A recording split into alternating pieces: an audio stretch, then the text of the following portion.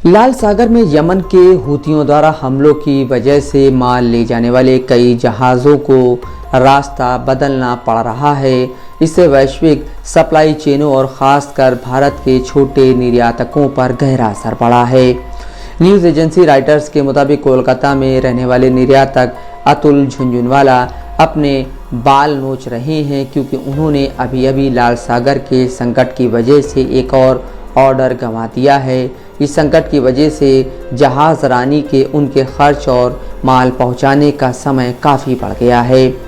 उनकी Vinayak hi tech engineering company हर साल मशीनी उपकरणों, औद्योगिक कास्टिंग और रेलवे शेड सामग्री के करीब 700 कंटेनर जहाज़ों के जरिए भेजती है। उन्होंने बताया, पिछले हफ्ते मैंने एक बड़ा ऑर्डर पोलैंड के एक प्रतिद्वंदी के हाथों गंवा दिया, क्योंकि उसके लिए माल ढोने के दाम बढ़े नहीं हैं। झुंझुनवाला ने बताया कि तुर्की के निर्यातकों का भी भारतीय कंपनियों के नुकसान की वजह से फ़ायदा हो रहा है। उन्होंने ये भी बताया कि उन्होंने बढ़े हुए दामों का बोझ खुद ही उठा लेने के बाद कुछ खरीदारों को ऑर्डर भेजने पर नुकसान भी उठाया है। उन्होंने कहा, जिन खरीदारों के साथ आपने दशकों तक काम किया हो, आप उन्हें खोने का जोखिम नहीं उठा सकते। लाल सागर में हूथियों द्वारा मिसाइल और ड्रोन हमले बढ़ गए हैं। हूथी कहते हैं कि वो गाज़ा युद्ध में फ़िलिस्तीनियों के साथ एकजुटता दिखा रहे हैं, लेकिन उनके हमलों की वजह से कई मालवाहक कंपनियों को अपने जहाज़ों का रास्ता बदलकर उन्हें सुएज़ नहर से दूर अफ्रीका के दक्षिणी छोर पर केप ऑफ गुड होप से होकर भेजना पड़ा है। इस संकट की वजह से वैश्विक सप्लाई चेनें उलट पुलट गई हैं। यहाँ तक कि चीनी निर्यातकों को भी बहुत नुकसान हो रहा है। कई सप्लायरों ने दाम, बीमा और माल ढुलाई आधार पर निर्यात संधियों पर हस्ताक्षर किए हैं, जिसकी वजह से ढुलाई और बीमा के खर्च में अगर बढ़ोतरी हुई तो इसके लिए वो ही जिम्मेदार होंगे। भारत में छोटे निर्यातकों ने चेतावनी दी है कि नौकरियों का जाना शुरू हो गया है और अगर हूथियों के हमले नहीं रुके तो और नौकरियां जा सकती हैं।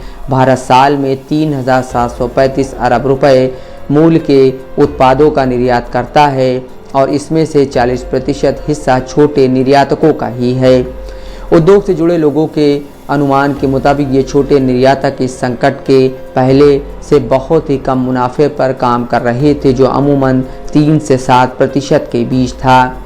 चेन्नई में रहने वाले उत्पादक और भारतीय उद्यमियों के संगठन के राष्ट्रीय अध्यक्ष के रघुनाथन के मुताबिक लाल सागर के मुद्दे की वजह से भारत के टेक्सटाइल हब तिरुपुर में अभी से नौकरियां जानी शुरू हो चुकी हैं। वहां छोटे निर्यातक अपनी क्षमता के 1/3 स्तर पर काम कर रहे हैं। उन्होंने ये भी बताया कि ज़्यादा समय लगने की वजह से माल ढोने की क्षमता भी कम हो गई है और कंटेनरों की कमी भी एक बड़ी समस्या बनती जा रही है, क्योंकि बड़े निर्यातकों ने बल्क में सभी कंटेनर बुक कर लिए हैं। उन्होंने ये भी कहा कि सरकार को छोटे निर्यातकों की मदद करनी चाहिए, नहीं तो उनमें से कईयों का धंधा बंद ही हो जाएगा। निर्यातक संगठनों ने आधिकारिक तौर पर सरकार से राहत मांगी है। सरकार ने व्यापार मंत्रालय में एक समिति बनाई है जो स्थिति पर नज़र रखेगी और मदद के निवेदनों पर विचार करेगी।